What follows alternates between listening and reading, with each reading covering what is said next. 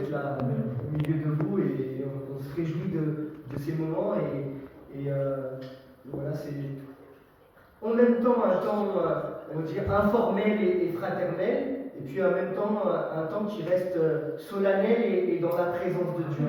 Et c'est important de rester avec cet état d'esprit-là où même si on est heureux de se retrouver, mais c'est la parole de Dieu qui est apportée et c'est cette parole qui encore change nos vies.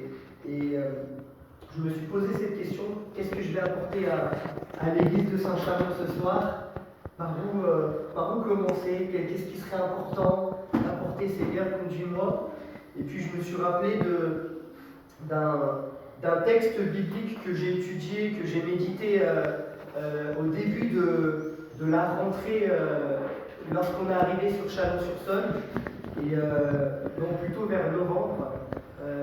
Sur Chalon-sur-Saône, on est dans une problématique de travaux, et donc il y avait cette problématique-là où il fallait trouver une nouvelle salle, etc. Et il y avait de grands défis.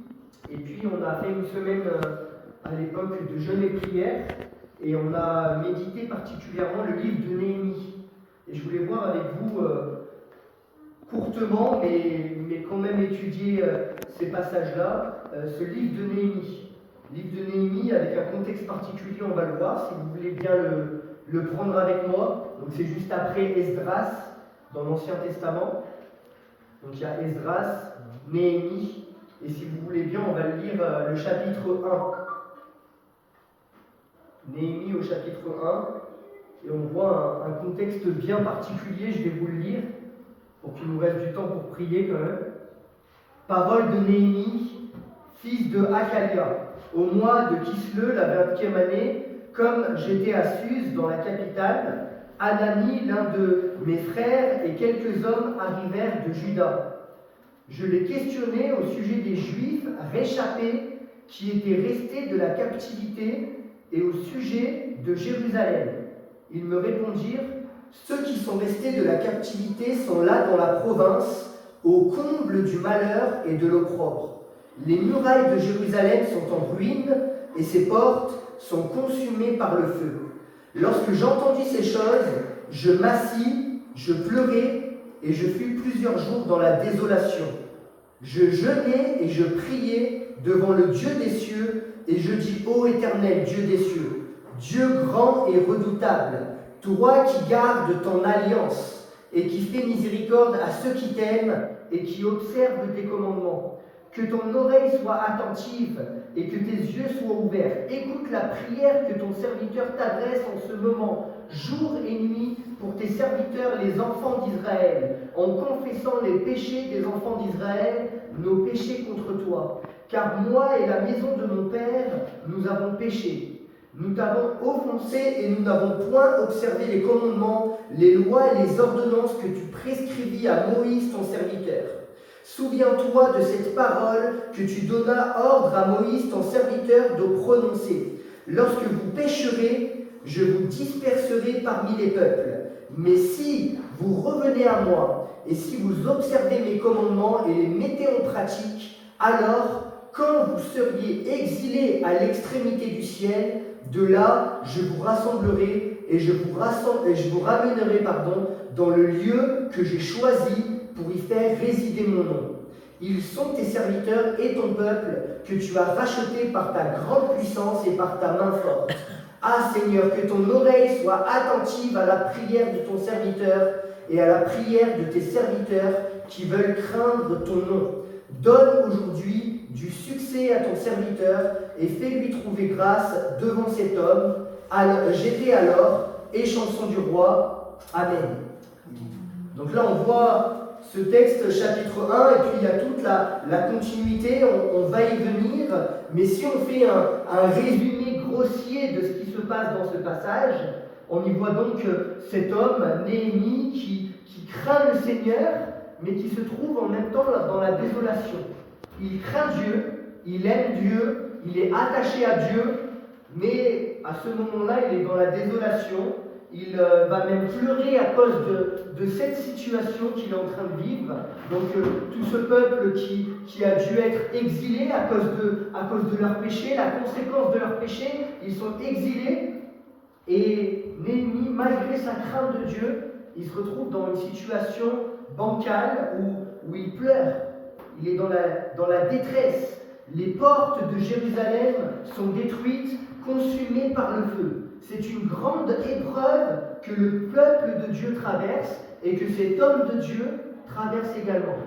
Comme quoi, c'est pas en étant des chrétiens, des disciples de Jésus, que les épreuves nous seront épargnées.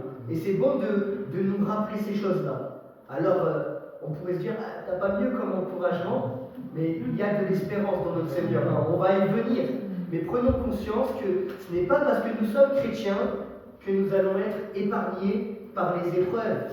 Néhémie n'était pas de ceux qui avaient péché, mais il a vécu les conséquences de la désobéissance de ce peuple-là. Et à l'échelle de la ville de Saint-Chamond, si on parle de Saint-Chamond, combien de défis? Là, ce peuple de Dieu, peuple israélite, est dans la désolation. Ils ne sont plus sur les terres de Jérusalem, ils sont en captivité, donc esclaves. Ils sont un peu par-ci, par-là, disséminés dans le monde entier. Si on retranscrit à l'image de la ville de Saint-Chamond, alors là on ne parle pas du peuple de Dieu, mais peut-être du peuple de Dieu en devenir. Combien de personnes captives, combien de personnes prisonnières à cause de leurs péchés, à cause de leurs addictions. Combien de personnes qui vivent dans les ténèbres.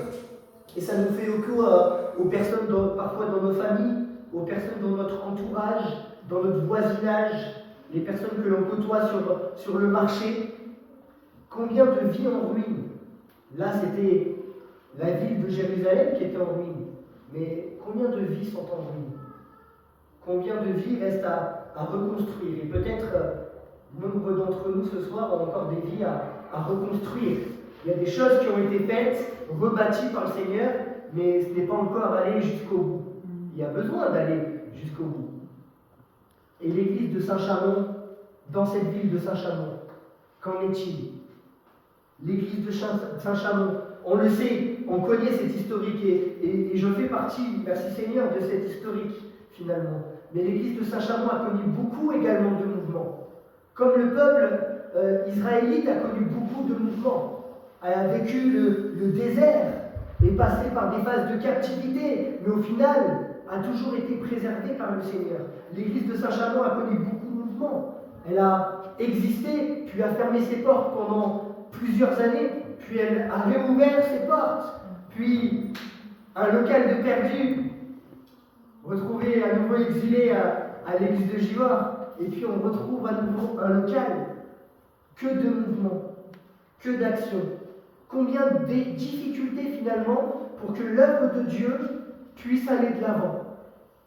Alors là, dans le texte que l'on a lu, c'est lié au péché, c'était une conséquence du péché du peuple de Dieu. Là, ce n'est pas le cas, mais quand même, combien, Seigneur Jésus, de difficultés pour que ton œuvre puisse être pérenne, croître à Saint-Chamond, et qu'elle puisse être finalement un flambeau connu de tous dans cette ville et dans les alentours.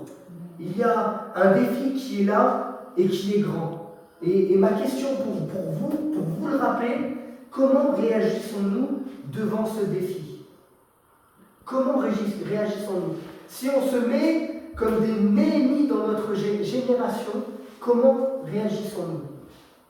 Prenons-nous la poudre d'escompette à la réunion de prière, on est toujours moins de 10, etc. C'est difficile, on aimerait que ce soit tellement plus simple, ou est-ce que l'on se positionne en Néhémie en disant Seigneur, c'est pas moi qui ai péché, c'est pas moi qui ai la cause de cette difficulté dans cette localité. Mais Seigneur, je fais comme Néhémie, je m'inclus dedans. Vous voyez, Néhémie, il n'avait pas péché, mais il disait pardonne nos péchés. Il s'incluait dedans le peuple de Dieu. Et nous, on s'inclut dans cette œuvre de Saint-Chamond, et même nous qui sommes partis, on continue à s'inclure dedans, merci Seigneur, et jusqu'au bout de notre vie, on s'inclura là-dedans. Et à partir du moment où on prend part à l'initiative de Dieu, parce qu'on prend conscience que le Seigneur nous veut actifs pour son œuvre, il nous veut là, il nous a choisis pour cette localité, alors il y a quelque chose qui se met en place. Et peut-être que ça prend du temps, peut-être qu'on ne sait pas par où commencer, mais il y a un mouvement, il y a quelque chose qui se place. Néhémie, dans la désolation face au constat qu'il fait, va avoir le bon réflexe. Parfois, nous, en tant qu'humains, même disciples de Jésus, lorsqu'on arrive devant une lourde difficulté, on a de mauvais réflexes. J'en parlais tout à l'heure avec quelqu'un. Parfois, le réflexe, c'est de s'éloigner de l'Église ou de ne pas prendre part malgré la difficulté des mauvaises habitudes, etc. Se dire, ok, c'est pas grave, j'insiste pas, je persévère pas. Parfois, on a des mauvais réflexes. Mais le Seigneur veut nous voir avec de bons réflexes. Et Néhémie, son réflexe, il est tout simple. Chacun d'entre nous peut mettre en place ce réflexe dans sa vie. Lui, face à la désolation, ce qu'il fait, il va prier et jeûner. Prier et jeûner. C'est pas compliqué. Prier et jeûner. Si le Seigneur nous avait dit de réaliser ce qui est, réalisable par un bac plus 8 avec des compétences incroyables, peut-être que là on poserait la question et on se dirait, mais Seigneur, pourquoi tu as voulu les choses aussi compliquées? Je ne suis pas capable, je n'ai pas le cerveau assez bien construit, je n'ai pas assez de temps d'études et de notions scientifiques pour réaliser ça. Mais Seigneur, tu me demandes quoi? Juste prier et jeûner face à la désolation. C'est quelque chose qui est dans ma mesure. Et le Seigneur fait toujours les choses dans notre mesure. Des choses qu'on est capable d'accomplir. Néhémie va prier et jeûner. Et dans sa prière, il va mettre en avant qui est Dieu. Dans ta prière, mets en avant qui est Dieu face à la désolation. Tu n'es pas tout seul dans ta misère, dans la désolation, face au défi pour l'église de Saint-Chamond, mais tu as un grand Dieu. Un Dieu tout-puissant. On l'a chanté, Dieu tout-puissant. Comme mon corps considère. Seigneur Jésus, même dans la désolation, je veux que mon cœur considère ô combien tu es puissant. Et lorsque tu pries, lorsque tu jeûnes, mets en application cette réalité-là. Qui est Dieu? Je réalise, Seigneur, qui tu es, ta capacité d'action. Seigneur, tu es grand, tu es redoutable, tu es capable de faire, Seigneur, ce que les hommes sont incapables de faire. Devant une porte fermée, devant quelque chose qui est bloqué, devant les hommes qui te disent c'est impossible, Dieu dit tout est possible à celui qui croit. Et si tu réalises cela, qu'il est grand, qu'il est redoutable, qu'il fait miséricorde, qu'il garde son alliance, alors ta prière, elle va changer les choses. Déjà dans ton cœur. Déjà ta foi sera renouvelée. Des fois, tu vas garder l'espérance qui est en toi. Mais peut-être, il se pourrait bien que cette prière contamine tes frères et sœurs dans la foi. Et tout cela crée une émulsion qui change la situation. Lorsque nous allons prier ce soir, rappelons-nous qui est notre Dieu. Pas besoin de 20 000 personnes, on le sait, on le vit ici. Pas besoin de 20 000 personnes, il y a besoin de Dieu. C'est lui dont on a besoin. Dieu vivant, vrai, qui confirme sa parole par des signes, des prodiges, des miracles, qui est capable de tout accomplir. Il a changé nos vies et il peut encore transformer certaines parcelles de nos vies. Il peut encore changer la situation pour Saint-Chamond. Il peut encore ramener de nouvelles âmes. Il peut encore faire infiniment et au-delà de ce que nous pensons et imaginons. Il peut changer la vie de nos voisins, les membres de nos familles qui ne lui appartiennent pas, les habitants de Saint-Chamond. Il est capable de faire. Gardons cette espérance-là. Il est notre Dieu. Et ce texte que nous avons lu dit, il est le Dieu qui garde son alliance. Il est le Dieu qui garde son alliance. On voit la désobéissance de ce peuple hébreu et on pourrait se dire, mais c'est bon, ils sont allés trop loin. Malgré tout, comme Dieu a fait une alliance avec eux, il garde son alliance. Il tient à cette alliance-là. Il a fait alliance à l'Église, à sa fiancée qui se prépare pour lui. Et j'aimerais nous rappeler ça. Il est là, il sera là, il est fidèle. il accompagne son église, il accompagne l'église locale de Saint-Chamond. Il était là à son départ, il l'accompagne dans son cheminement jusqu'à ce qu'il revienne chercher son église locale. Et s'il a, comment dire, ce désir de conserver cette alliance, alors ça veut dire qu'il l'accompagne dans sa progression, dans ses défis, dans ses difficultés. Il a des projets préparés d'avance pour l'église de Saint-Chamond, pour chaque membre de son église. Il connaît les besoins de son église locale. Et c'est notre Dieu. C'est Jésus le divin berger. C'est lui qui prend soin de son église. Alors même s'il peut arriver de douter par rapport à toutes les difficultés qui peuvent se tramer, et je parle pour l'église locale, les besoins de ce bâtiment, mais également pour chacune de nos vies, rappelons-nous qui est notre Dieu, ce Dieu qui conserve son alliance. Je vais continuer. Néhémie, il a jeûné et prié en faveur d'Israël pour que le peuple puisse revenir en Juda. Il met dans la prière la mission qu'il devait accomplir. Mais il ne fait pas que ça. Ensuite, il se met en action. Il met en prière la mission qu'il doit accomplir, puis il se met en action pour la réaliser. Il le fait d'une manière organisée et dirigée par Dieu. Et c'est intéressant de comprendre toute cette dynamique qu'il a, mis en place, bien sûr par l'Esprit de Dieu qu'il avait déjà en lui. Si on analyse le texte, et peut-être qu'on pourrait le lire, c'est au chapitre 2, je vais vous le lire peut-être pour aller plus vite, et c'est vraiment intéressant ce livre de Néhémie. On voit qu'il prie et jeûne au chapitre 1 en faveur d'Israël, et puis ensuite il met en action cette prière. Il ne reste pas bloqué seulement au stade de la prière. On le lit. Au mois de Nissan, la 20e année du roi Artaxerxès, comme le vin était devant lui, je pris le vin et je l'offris au roi. Jamais je n'avais paru triste en sa présence. Le roi me dit, « Pourquoi as-tu mauvais visage? Tu n'es pourtant pas malade. Ce ne peut être qu'un chagrin de cœur. » Je fus saisi d'une grande crainte et je répondis au roi, « Que le roi vive éternellement. Comment n'aurais-je pas mauvais visage lorsque la ville où sont les sépulcres de mes pères est détruite et que ses portes sont consumées par le feu? » Et le roi me dit, « Que demandes-tu? » Je priai le Dieu des cieux et je répondis au roi, « Si le roi le trouve bon, et si ton serviteur lui est agréable, envoie-moi en Juda vers la ville des sépulcres de mes pères pour que je la rebâtisse. » Le roi, auprès duquel la reine était assise, me dit alors, « Combien ton voyage durera-t-il et quand seras-tu de retour ?» Il plut au roi de me laisser partir et je lui fixai un temps.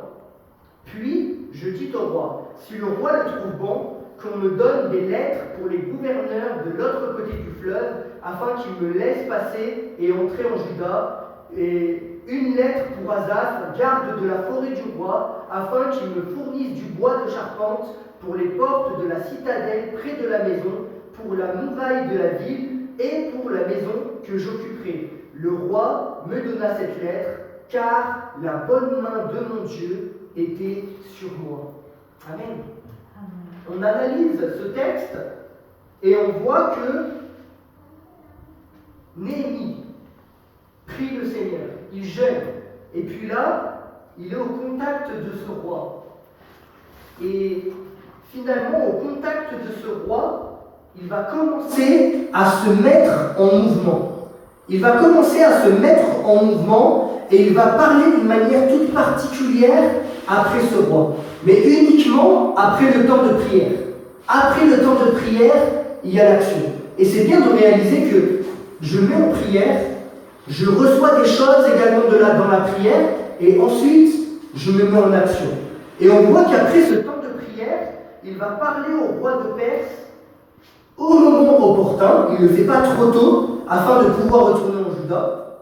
Ensuite, il a demandé au roi des lettres pour que les gouverneurs le laissent passer.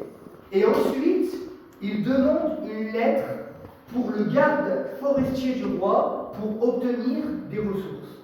Vous voyez, on voit que dans ce texte, il se dégage 3 pans. Premièrement, il parle, il voit qu'il y a un accord. Ensuite, il demande une lettre pour le laisser passer, qui passe tranquillement. Et puis, il voit que ça passe, que c'est agréé de sa part, et il demande encore plus. Sa demande, en fait, elle a été graduelle, petit à petit. Pourquoi? Il y a une espagnole qui est là. Sa demande, elle a été graduelle. Au fur et à mesure qu'il obtenait, il demandait. Alors là, il le demande à un roi païen. Mais nous ne sommes pas les enfants du roi des rois. Les enfants du roi des rois, ils demandent à leur papa et ils reçoivent. Et là, il y a une demande graduelle qui se fait. Il demande peu, il obtient, et il se dit, mais si je demande plus, qu'est-ce qui se passe? Et il voit que petit à petit, il demande et il obtient. Et il continue de demander jusqu'à obtenir tout ce dont il a besoin, tout ce dont il est nécessaire d'obtenir pour parvenir à la mission et réussir cette mission. Tout ce que Néhémie a demandé va lui être accordé. Et le texte nous dit à la fin, comme on l'a lu, car la bonne main de mon Dieu était sur moi. Les enfants de Dieu ont ce privilège-là. La bonne main de leur Dieu est sur eux. Ne doute pas de cette chose-là. La bonne main de ton Dieu est sur toi. Il est ton Dieu, il t'accompagne, il a fait cette promesse d'être avec nous tous les jours jusqu'à la fin du monde. Ne crois-tu pas qu'il y a plus que ce que tu vis actuellement? Et ne crois-tu pas que le Seigneur t'accompagne dans tes démarches, dans ce que tu vis? Il est à tes côtés. Parfois, on se retrouve face à une situation qui nous dépasse. Et on se dit, mais comment vais-je parvenir à réussir dans ce contexte-là? Par nos forces, ça va être compliqué. Par nos forces, on reste dans la lamentation, à pleurer, comme au départ de ce texte avec Néhémie. Mais si on comprend que la bonne main de notre Dieu est sur nous, alors on va voir des choses se passer, parce qu'on ne va plus dépendre de nos propres forces, mais on va dépendre des forces de celui qui peut tout. On a besoin de réaliser cette chose-là. La bonne main de notre Dieu est sur nous, en tant que chrétiens individuellement, mais également en tant qu'Église locale. Et je crois vraiment que lorsque Néhémie priait dans cette direction, c'est tout simple à dire, mais il y croyait. Lorsque Néhémie va, quand je dis prière, s'adresser à ce roi, il croyait que c'était possible de recevoir. Et spirituellement, est-ce que nous, on réalise, lorsqu'on s'adresse à notre Dieu et qu'on demande ces choses qui paraissent compliquées, est-ce que l'on y croit vraiment? Est-ce qu'on croit que Dieu est capable de faire? Est-ce qu'on s'adresse à Dieu par la foi? Jésus a dit dans Marc 11 au verset 24, « Tout ce que vous demanderez en priant, croyez que vous l'avez reçu, et vous le verrez s'accomplir. » Tout ce que vous demanderez en priant, croyez que vous l'avez reçu, et vous le verrez s'accomplir. Prière faite par la foi. Quand je prie, je n'y vais pas sans conviction. Mais Seigneur, je sais que tu peux tout, que tu peux le faire. Et comme Néhémie, priant, en croyant que cela va s'accomplir, a vu la chose s'accomplir, nous prions jusqu'à ce que ça se réalise, croyant que Dieu peut tout. Et oui, Dieu peut tout, et il va faire comme on a chanté. Et vous voyez qu'au fur et à mesure de l'avancement, il priait différemment, il parlait différemment à ce roi, il demandait autre chose.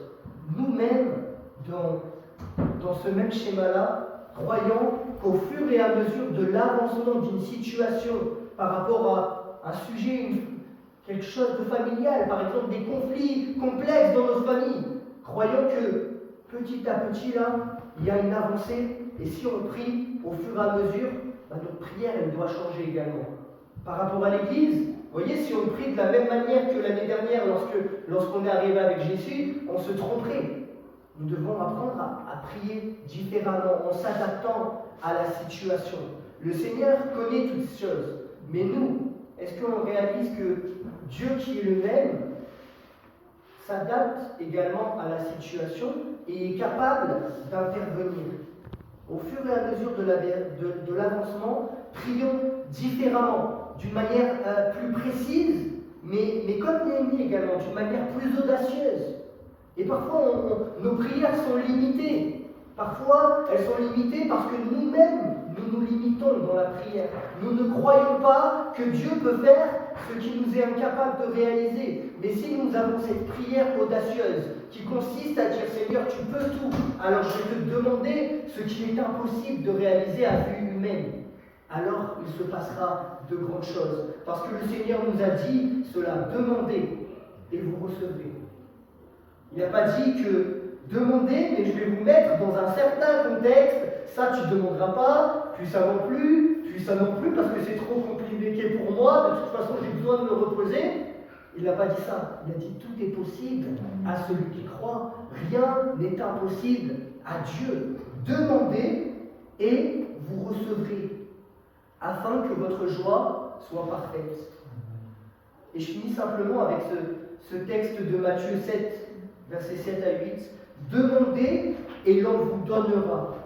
Cherchez et vous trouverez. Frappez et l'on vous ouvrira. Car quiconque demande reçoit. Celui qui cherche trouve et l'on ouvre à celui qui frappe.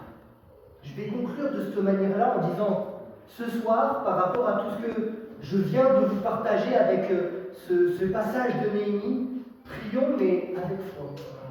Prions avec conviction pour la suite de l'église locale de Saint-Chamond, mais également pour nos vies individuellement. Prions pour également la direction dans tout ce qui se fait dans cette ville, pour que nos voisins puissent venir à Jésus, pour que nos proches puissent venir au Seigneur. Et croyez-moi, le Seigneur va faire de grandes choses. Il en a fait déjà. Nous, on voit le parcours déjà de certaines personnes. On suit un peu à distance, mais on voit qu'il y a du changement. Et le Seigneur est capable de faire encore plus. Et il fera encore plus. Parce qu'on est son Église. Et il tient à nous. Amen. Amen, Seigneur Jésus-Christ. Seigneur, on est dans ta présence ce soir, Seigneur Jésus. Et on ne veut pas négliger cela, Seigneur, mais on veut comprendre ô combien on est privilégié d'être dans ta présence ce soir. Ô combien, Seigneur Dieu, on est honoré d'être dans ta présence. Et Seigneur, ô combien, Seigneur Dieu, il y a de quoi faire, Seigneur Dieu, dans ta présence. Parce que, Seigneur, ce n'est pas n'importe qui peut se tenir tout proche du Dieu Tout-Puissant. Mais, Seigneur, uniquement tes enfants, Seigneur Jésus, on a un rôle à jouer. Tu veux que l'on soit participant, Seigneur, dans cette œuvre. Seigneur, tu veux que l'on t'adresse nos supplications, nos requêtes, nos demandes, Seigneur Jésus. Il y a tant à faire, Seigneur Dieu. Mais en même temps, Seigneur Dieu, tu as tant à accomplir. Et, Seigneur, on ne veut pas être dans la désolation, Seigneur, comme le peuple hébreu qui se trouvait dans cette situation. Mais Seigneur, on veut voir avec l'œil de la foi encore ce soir. Oui, Seigneur, tu peux tout. Tu es le Dieu Tout-Puissant. Tu es capable d'accomplir toutes choses, Seigneur Dieu. Et nous voulons encore ce soir te faire confiance, Seigneur Jésus. Et Seigneur, j'ai à cœur ce soir de prier tout particulièrement